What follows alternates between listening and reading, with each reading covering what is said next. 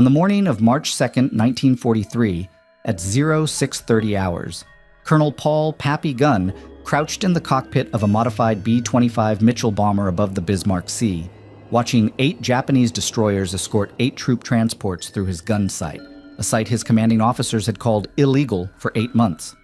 At 43 years old, he was a former Navy aviator turned Air Force mechanic, facing a convoy carrying nearly 7,000 Japanese reinforcements toward Lae, New Guinea, reinforcements that could tip the entire Pacific campaign if they reached shore. His superiors had dismissed his bomber modifications as dangerous. His fellow pilots joked that sticking 1850 caliber machine guns in the nose would make the plane too heavy to fly.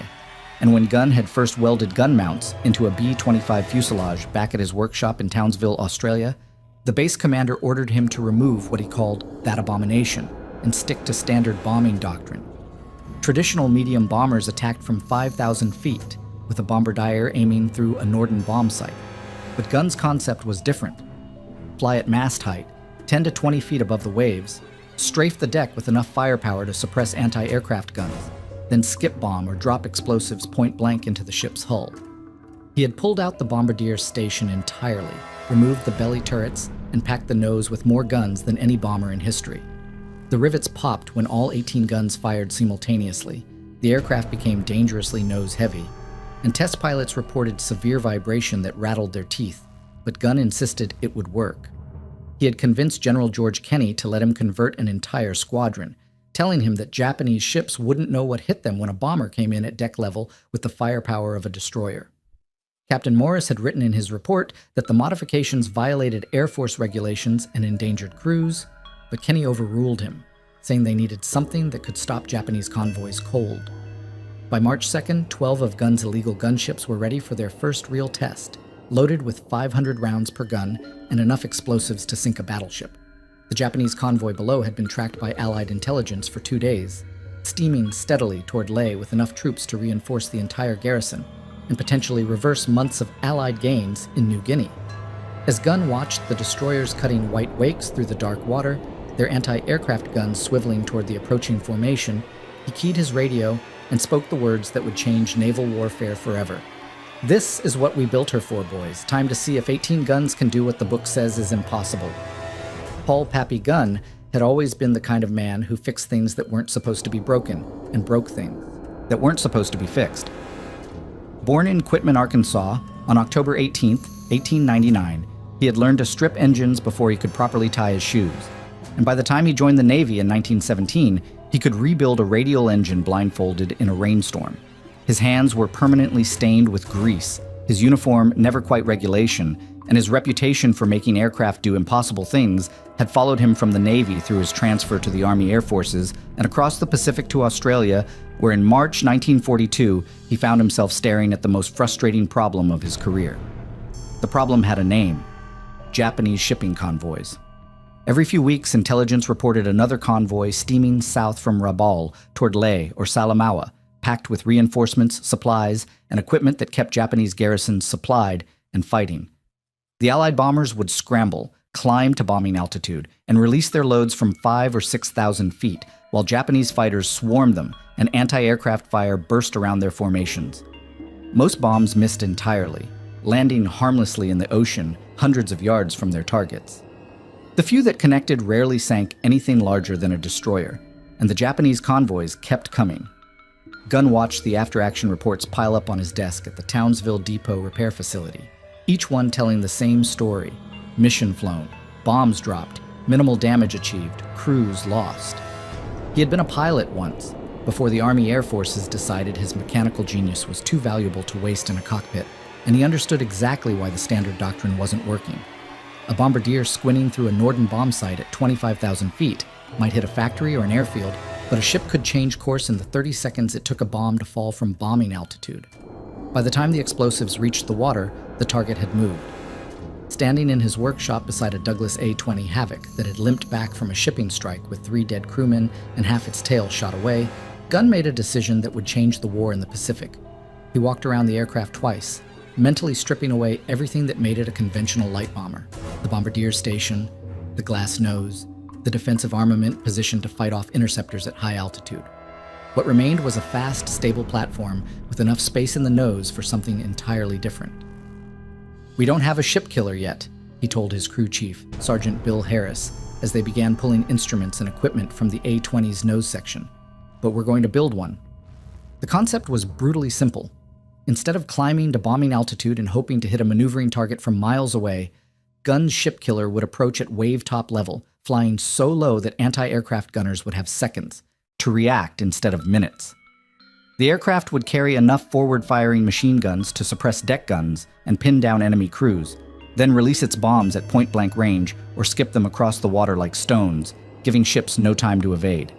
It would be part fighter, part bomber, and entirely lethal.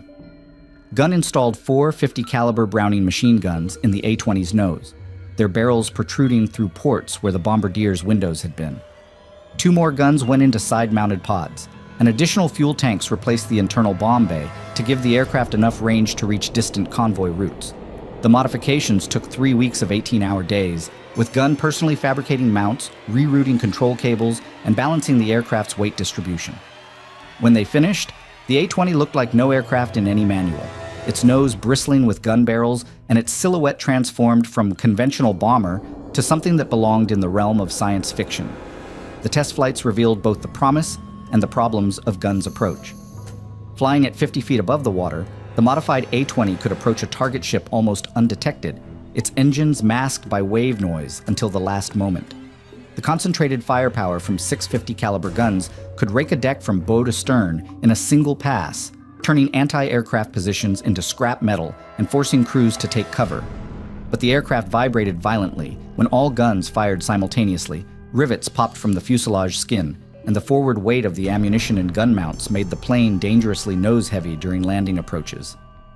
Gunn's superiors were skeptical. The modifications violated established doctrine, endangered crews, and turned a perfectly good light bomber into what one colonel called a flying violation of common sense. But intelligence reports showed Japanese convoys growing larger and more frequent, and conventional bombing attacks continued to achieve minimal results. When Gunn approached General George Kenney, the new commander of Allied air forces in the Southwest Pacific, with a proposal to convert medium bombers using the same principles, Kenney listened. "Pull the Bombardier and everything out of the nose of a B-25, Kenney ordered, and fill it with 50 cal guns with 500 rounds per gun. The B-25 Mitchell was a larger, more stable platform than the A-20, with twin engines and enough structural strength to handle significant modifications. Gunn's team removed the Bombardier station entirely, installed gun mounts throughout the nose section, and began fitting as many machine guns as the aircraft could carry while still maintaining flight characteristics. Early field conversions mounted 6 to 8 guns, but Gunn was already envisioning something more ambitious, a version that could carry up to 18 forward-firing weapons, turning a Sierra's medium bomber into the most heavily armed aircraft in the Pacific theater. The work was controversial even among Gunn's own mechanics. The aircraft became significantly nose-heavy, requiring careful weight distribution and modified flight procedures. The vibration from sustained gunfire was severe enough to loosen instruments and crack plexiglass. Some pilots complained that the modified bombers handled like trucks and required constant trim adjustments to maintain level flight. But Gunn pressed forward, driven by reports of another Japanese convoy forming at Rabaul, 8 transports carrying nearly 7,000 reinforcements toward Lai. On the evening of March 1st, 1943, Gunn sat in his workshop writing in his logbook by the light of a single bulb, surrounded by partially assembled gun mounts and ammunition boxes. His handwriting, usually neat and precise, showed the strain of weeks without proper sleep. "If we can hit the deck," he wrote, "we can stop the flow of men and supplies." Outside, mechanics worked through the night, installing the last of the forward-firing guns in B-25 nose sections that would never carry bombardiers again. By dawn, 12 modified bombers sat on the Townsville flight line, their noses bristling with machine gun barrels and their crews preparing for a mission that would either vindicate Gunn's vision or destroy it entirely. The Japanese convoy was already steaming south from Rabaul, 8 destroyers escorting 8 transports through waters that had never seen anything like what Pappy Gunn was about to unleash. The technical specifications of Gunn's modified B-25 bombers defied every principle of conventional aircraft design that had governed military aviation since the Wright brothers first took flight. Each aircraft carried 500 rounds per gun, feeding from ammunition boxes that had been wedged into every available space in the forward fuselage. The 1850 caliber Browning machine guns represented more firepower than most destroyers carried in their primary armament, and when all guns fired simultaneously, they could deliver over 13,000 rounds per minute into a target. The theoretical rate of fire was 750 rounds per minute per gun, though sustained fire at that rate would melt barrels and jam mechanisms within seconds.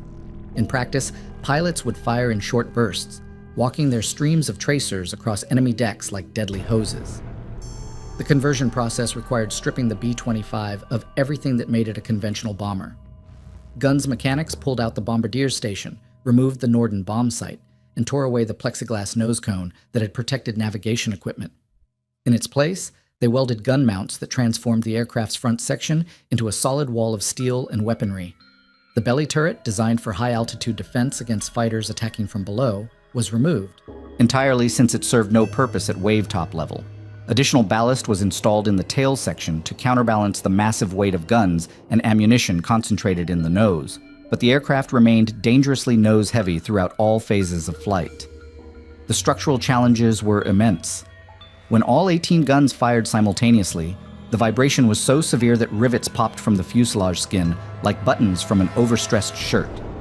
Instrument panels cracked, radio equipment failed, and pilots reported that the aircraft shook so violently they could barely read their gauges. The forward weight distribution meant that takeoffs required careful attention to airspeed and attitude, while landings became exercises in controlled crashes as pilots fought to keep the nose from dropping too quickly on final approach. Some aircraft developed stress fractures around the gun mounts after repeated firing, requiring constant inspection and repair between missions. Despite these problems, the tactical advantages of guns concept became obvious during training flights over the Australian coast. A conventional B-25 approaching a target at bombing altitude would be visible for miles, giving enemy gunners minutes to prepare their defense. Guns strafers, flying at mast height between 10 and 20 feet above the water, remained invisible until they appeared over the target's horizon, giving anti-aircraft crews perhaps 10 seconds to react.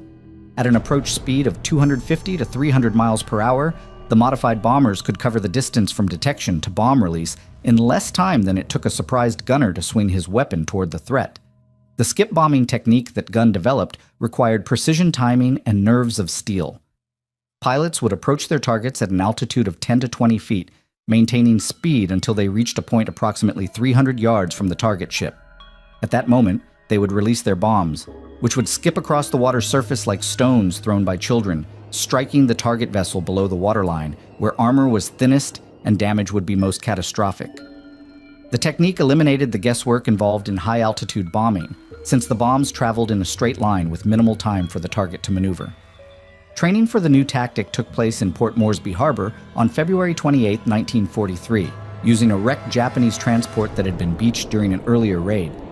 Pilots from the 38th Bombardment Group and 3rd Bombardment Group practiced their approaches, learning to judge distance and timing at wave-top altitude where normal depth perception failed and the margin for error was measured in feet rather than miles.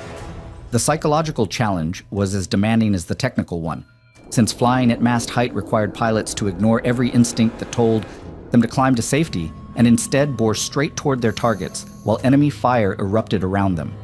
Many senior Air Force officers remained convinced that the low-level attacks were suicide missions dressed up as tactical innovation. Flying at 50 feet above the water brought aircraft within range of every weapon on enemy ships, from heavy anti-aircraft guns down to rifle-caliber machine guns that could shred aircraft skin and wound crews.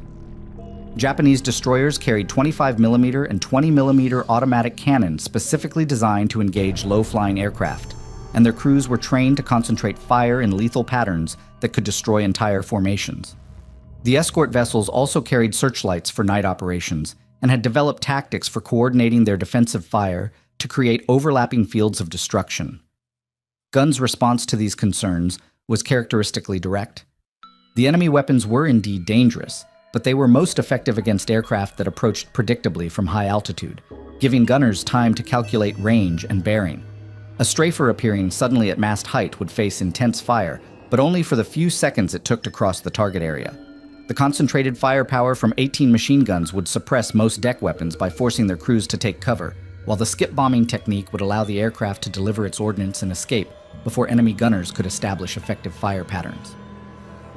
Lieutenant Walter Lee of the 13th Squadron, 3rd Bombardment Group, captured the mood of the air crews in his diary as they prepared for their first combat mission with the modified bombers.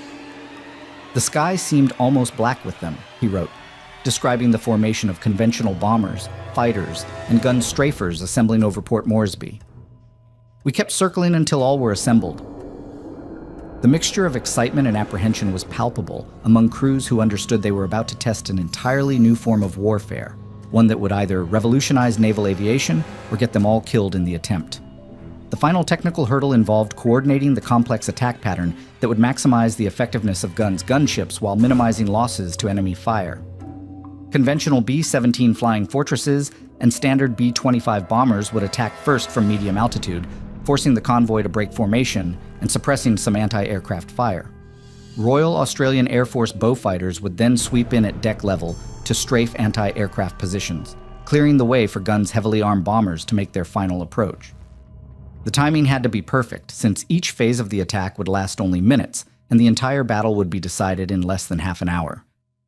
By the evening of March 2, 1943, 12 of Gunn's modified B-25 bombers sat on the flight line at Port Moresby, their crews making final preparations for a mission that would either validate months of dangerous experimentation or prove that some innovations were too radical for warfare. Intelligence reports confirmed that the Japanese convoy was proceeding on schedule toward Lae, unaware that they were steaming directly into the path of the most heavily armed bombers ever built. The attack began at 0630 on the morning of March 2, 1943, when the first wave of B-17 flying fortresses appeared as distant specks against the dawn sky over the Bismarck Sea. Vice Admiral Masatomi Kimura, commanding the escort force from the bridge of the destroyer Shirayuki, watched the Allied bombers through his binoculars and ordered his ships into defensive formation. The 8 transports carrying 6,900 Japanese soldiers closed ranks in the center of the convoy, while the 8 destroyers spread out in a protective screen, their anti-aircraft guns already tracking the incoming threat. Kimura had escorted dozens of convoys through these waters, and he knew the standard Allied bombing pattern. High-altitude attacks from 20,000 feet, bombs scattered across a wide area, minimal damage to ships capable of evasive maneuvering. The B-17s attacked from 7,000 feet, their bombs falling in long strings that sent up towering columns of water around the convoy but scored few direct hits. One transport, the Kyokusei Maru, took a bomb through her forward hold and began listing to starboard, but continued making way toward Lae. The destroyers laid down a curtain of anti-aircraft fire that forced the bombers to maintain altitude and bomb from longer range, exactly as Kimura had expected. By 0715, the first wave had expended their ordnance and turned back toward their bases, leaving the convoy still largely intact and proceeding on course. Kimura allowed himself a moment of satisfaction, unaware that the real attack had not yet begun. The second phase commenced when Royal Australian Air Force Beaufighters from No. 30 Squadron swept in from the northeast at wave-top altitude, their twin engines screaming as they raced toward the convoy at nearly 300 miles per hour. The Beaufighters carried 4 20mm cannon and 6 machine guns in their noses, along with rockets mounted under their wings, and their pilots had trained specifically for the mission of suppressing ship-based anti-aircraft fire. They approached so low that spray from their prop wash misted the cockpit windows, invisible to radar until they appeared over the horizon, less than a mile from the nearest destroyer. The Australian attack lasted exactly 4 minutes and transformed the orderly convoy into chaos. Beaufighters strafed the decks of the escort vessels, their cannon shells ripping through anti-aircraft gun shields and forcing crews to abandon their positions. Rockets streaked across the water and exploded against superstructures, sending clouds of smoke and debris across the convoy formation. The destroyer Asagamo took direct hits from 2 rockets that destroyed her forward anti-aircraft mount and killed 8 sailors, while the transport Ayomaru suffered cannon strikes that started fires on her upper decks. Most importantly, the attack forced every anti-aircraft gunner in the convoy to focus on the low-flying fighters, drawing their attention away from threats approaching from other directions. As the last Beaufighter disappeared toward the south, Kimura began reorganizing his defensive fire when lookouts on the Shirayuki reported a new formation approaching from the west. These aircraft were larger than the Beaufighters, twin-engine bombers flying in tight formation at an altitude that seemed impossibly low. Through his binoculars, Kimura could see unusual protrusions from their noses, structures that looked like bundles of pipes or rods. The aircraft were B-25 Mitchells, but they appeared different from the medium bombers that had attacked his convoys before, and they were approaching at an altitude that violated every principle of conventional bombing tactics. Pappy Gun's strafers came in at mast height, their propellers churning foam from the wave tops as they bore directly toward the center of the convoy. The lead aircraft, piloted by Major Edward Larner of the 38th Bombardment Group, held his course steady as anti-aircraft fire erupted around his formation. Tracers streaked past his cockpit windows, and shell bursts flowered in the air ahead, but Larner maintained his heading until the transport Teo Maru filled his windscreen. At a range of 400 yards, he pressed the firing button that sent streams of 50 caliber bullets from all 8 forward-mounted guns into the ship's superstructure. The effect was devastating. 18 machine guns firing simultaneously delivered over 10,000 rounds per minute into targets that had never been designed to withstand such concentrated firepower. Deck structures disintegrated under the impact of armor-piercing rounds. Anti-aircraft gun crews were swept away by the storm of bullets, and fires erupted throughout the upper works of the targeted vessels. The psychological impact was as destructive as the physical damage, as Japanese sailors found themselves facing a type of attack they had never encountered, and for which their training had not prepared them. Lieutenant Walter Lee, flying as co-pilot in one of the strafers, watched the destruction unfold with a mixture of awe and horror. The transport ahead of his aircraft seemed to come apart under the concentrated gunfire, its superstructure collapsing and smoke pouring from dozens of holes torn in its hull plating. Anti-aircraft guns that had been firing moments before fell silent as their crews abandoned their positions or were killed at their posts. Lee could see individual sailors running across the deck, some diving overboard to escape the devastating fire, others simply disappearing as 50 caliber rounds found their targets. The skip bombing phase of the attack began as the strafers reached point-blank range. Pilots released their 1,000-pound bombs at altitudes of 10 to 20 feet, the weapons striking the water and bouncing across the surface like stones before slamming into the hulls of their targets below the waterline. The technique eliminated the guesswork involved in conventional bombing, since the bombs traveled in straight lines with minimal flight time, and ships had no opportunity to maneuver out of the way. Explosions erupted along the waterlines of multiple vessels as the skip bombs found their marks, opening massive holes that let in thousands of tons of seawater. The destroyer Tokitsukaze took a direct hit from a skip bomb that detonated against her port side, the explosion breaking her back and splitting the vessel in two.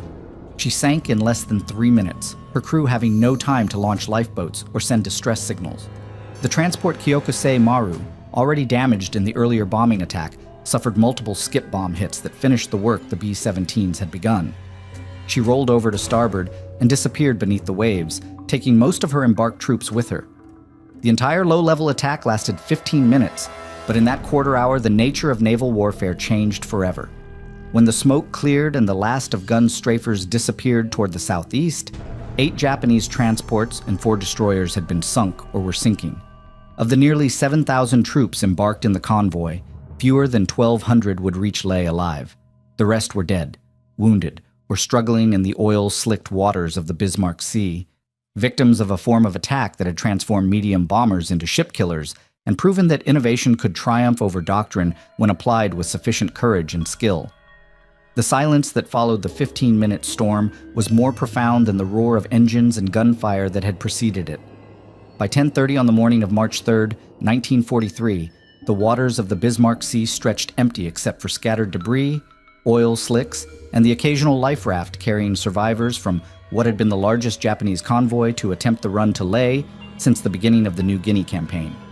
Allied aircraft continued to circle the area, hunting down the 4 destroyers that had survived the initial attack and were attempting to escape toward Rabaul with their engines straining and their hulls punctured by bomb fragments and machine gun fire. The human cost of guns' innovation was written across the surface of the sea in a language that required no translation. Hundreds of Japanese soldiers and sailors floated among the wreckage, some clinging to pieces of debris, others already claimed by the waters that would become their graves. Life preservers bobbed in clusters around the spots where transports had gone down, each one representing a man who had been alive an hour earlier, expecting to reach New Guinea and continue fighting for his emperor. The oil from ruptured fuel tanks spread in rainbow patterns across the waves, carrying with it the detritus of a military disaster that would reshape Japanese strategy throughout the Pacific.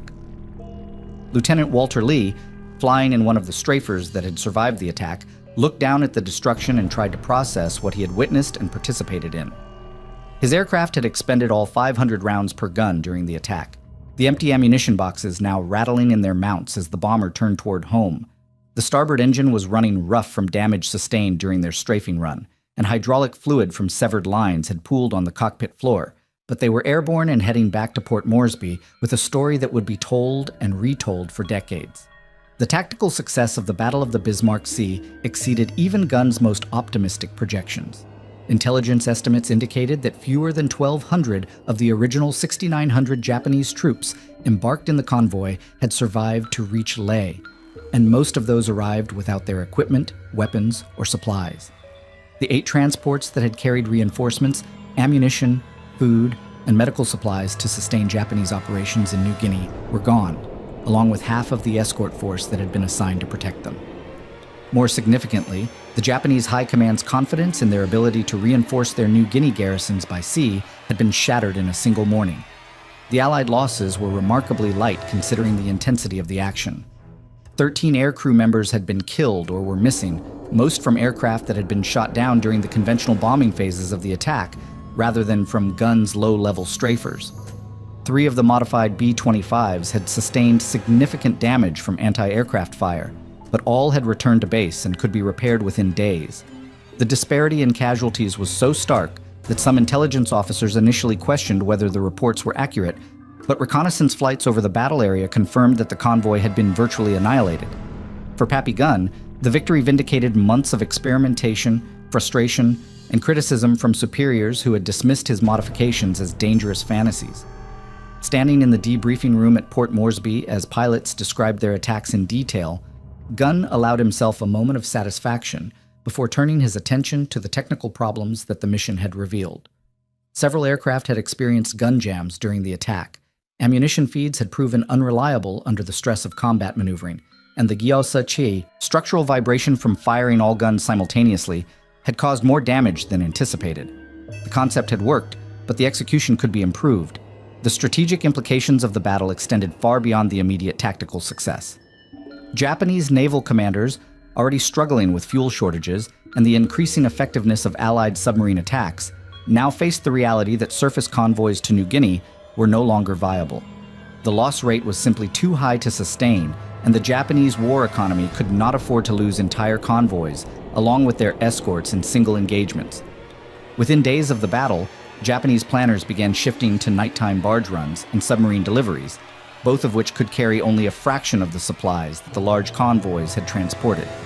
The psychological impact on Japanese forces already in New Guinea was equally significant.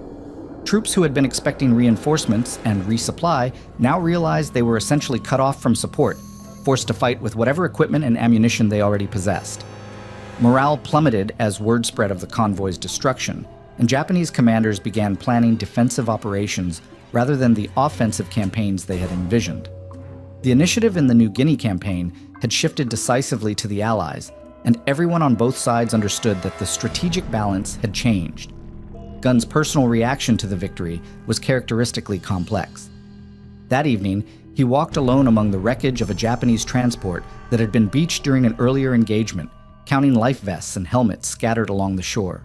The physical evidence of the human cost of warfare was impossible to ignore, and Gunn found himself thinking about the men who had died that morning, both Japanese and Allied. In his logbook that night, he wrote simply, "Ships can be replaced, men can't." The notation reflected both the professional satisfaction of a successful mission and the moral weight of being responsible for weapons that killed efficiently and in large numbers. The technical success of the modified B-25s led to immediate changes in production priorities. North American Aviation, the company that manufactured the Mitchell bomber, received urgent requests from the Army Air Forces to incorporate Gunn's modifications into standard production models. The B-25J variant, which began rolling off assembly lines later in 1943, featured up to 18 forward-firing machine guns as standard equipment, transforming what had been a field modification into an official weapon system. Gunn's junkyard innovation had become industrial doctrine. The ripple effects of the battle continued to spread throughout the Pacific theater as news of the victory reached Allied commanders planning operations against Japanese positions from the Solomons to the Philippines. The success of low-level attack tactics validated concepts that had been considered too risky for widespread adoption, and similar modifications began appearing on other aircraft types.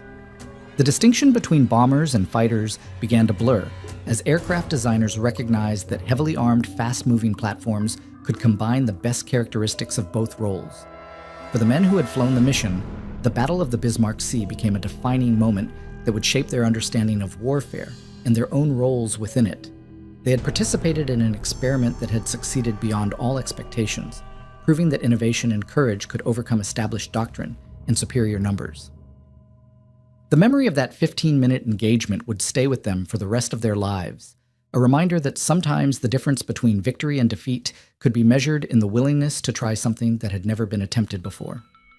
The legacy of Pappy Gunn's gunship revolution extended far beyond the wreckage scattered across the Bismarck Sea on that March morning in 1943. Within 6 months of the battle, modified B-25 strafers were operating throughout the Pacific theater, from the Aleutian Islands to the Solomon Sea, carrying Gunn's concept of low-level attack warfare to Japanese positions that had never faced such concentrated firepower. The 13th Air Force adopted the strafer design for operations against Japanese shipping in the central Solomons, while the 7th Air Force used similar modifications to attack enemy installations in the Marshall Islands.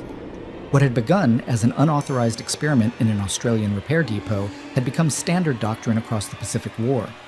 The industrial response to Gunn's innovation transformed American aircraft production in ways that would influence military aviation for decades. North American Aviation's Inglewood plant retooled its B-25 production line to accommodate the 18-gun configuration that had proven so effective at Bismarck Sea. Engineers redesigned the aircraft's internal structure to handle the massive weight of ammunition and weaponry, strengthened the nose section to withstand firing stresses, and developed new mounting systems that reduced the vibration problems that had plagued Gunn's field modifications. By the end of 1943, the B-25J model was rolling off production lines with forward-firing armament that exceeded the firepower of many warships. The success of the gunship concept influenced aircraft development programs throughout the American aviation industry. Douglas Aircraft began experimenting with similar modifications to their A-26 Invader, while Republic Aviation explored the possibility of mounting multiple machine guns in the nose of their P-47 Thunderbolt fighter.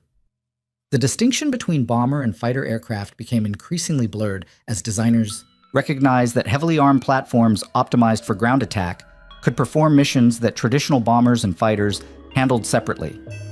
The concept of the fighter-bomber, which would dominate military aviation in the post-war era, traced its origins directly to Gunn's workshop in Townsville. Throughout the remainder of the New Guinea campaign, Gunn's strafers continued to demonstrate their effectiveness against Japanese positions that conventional bombers had been unable to neutralize. The heavily fortified bunkers at Wewak, which had withstood months of high-altitude bombing attacks, were systematically destroyed by low-level strafing runs that delivered concentrated firepower directly into gun ports and entrances. Japanese airfields at Hollandia and Itape were rendered unusable by strafer attacks that destroyed aircraft on the ground and cratered runways with such precision that repair efforts became futile. The psychological impact on Japanese forces was as significant as the physical destruction, as troops learned to expect devastating attacks from aircraft that appeared without warning at treetop level. The tactical evolution of low-level attack doctrine continued throughout 1944 as commanders learned to integrate strafer operations with conventional bombing and fighter escort missions. The complex coordination that had been improvised for the Bismarck Sea battle became standardized procedure, with specific timing sequences and altitude deconfliction measures that maximized the effectiveness of each aircraft type. Fighter sweeps would clear enemy interceptors from the target area, conventional bombers would attack from medium altitude to suppress anti-aircraft fire and force defenders to take cover, and strafers would follow with precision attacks that destroyed specific targets with minimal collateral damage. For Gunn personally, the success of his modifications brought recognition that he had neither sought nor entirely welcomed. Promoted to lieutenant colonel and assigned to 5th Air Force headquarters, he found himself removed from the hands-on engineering work that had always driven his innovations. Staff meetings and planning sessions replaced the long nights in the workshop, and the bureaucratic demands of his new position left little time for the experimental projects that had made his reputation. He continued to visit forward bases and consult on technical problems, but his role had evolved from innovator to administrator, a change that he accepted with characteristic stoicism but obvious reluctance. The human cost of the Strafer program was never forgotten by the men who flew the missions or the commander who had conceived them. Casualty rates for low-level attack operations remained higher than for conventional bombing missions, despite the tactical advantages that guns modifications provided. Flying at mast height exposed aircraft to every weapon that enemy forces could bring to bear, from heavy anti-aircraft guns down to rifle-caliber machine guns fired by individual soldiers. Many of the pilots who had participated in the original Bismarck Sea attack did not survive the war, victims of later missions that demanded the same courage and precision that had made the first gunship operation successful. The technical problems that had plagued guns' early modifications were never entirely solved, despite continuous improvements in design and manufacturing. The massive weight of ammunition and weaponry concentrated in the nose section continued to create handling difficulties that required constant attention from pilots and maintenance crews. Structural fatigue from repeated firing stresses led to metal failure and safety concerns that grounded aircraft for extended periods while repairs were completed. The vibration from 18 machine guns firing simultaneously remained severe enough to damage instruments, crack plexiglass, and cause physical discomfort for crew members during extended combat operations. As the war in the Pacific shifted toward the Philippines and eventually Japan itself, gun strafers adapted to new roles and targets that their original designer had never envisioned. The heavily armed bombers proved effective against Japanese kamikaze bases, destroying aircraft on the ground before they could be launched against Allied naval forces. During the Philippines campaign, strafers provided close air support for advancing infantry, their concentrated firepower capable of neutralizing enemy positions that conventional artillery could not reach. The versatility of the design, originally conceived for anti-shipping operations, demonstrated the fundamental soundness of Gunn's basic concept. The end of the war in August 1945 found Gunn serving as a technical consultant to aircraft manufacturers planning post-war production programs. His insights into the requirements for ground attack aircraft influenced the development of jets and guided missiles that would define military aviation in the coming decades. The principles he had established through trial and error in his Australian workshop became formal doctrine taught in military schools and incorporated into aircraft design specifications that would shape American air power for generations. On October 11, 1957, Paul Irvin Gunn died when his civilian aircraft crashed in the mountains of the Philippines, the same theater where his most famous innovations had changed the course of the Pacific War. He was 57 years old, still flying, still experimenting, still pushing the boundaries of what aircraft could accomplish when imagination was combined with engineering skill and operational necessity. His funeral was attended by many of the pilots who had flown his modified bombers into combat, men who understood that their survival and their victories had depended on the vision of a mechanic who refused to accept that existing solutions were adequate for unprecedented problems. The transformation of warfare that began in Gunn's workshop had proven that individual initiative and technical innovation could alter the strategic balance between nations, regardless of industrial capacity or numerical superiority. Sometimes the most profound changes emerge not from grand strategies or massive investments, but from the willingness of one man to stick 18 machine guns in the nose of a medium bomber and see what happened when the shooting started.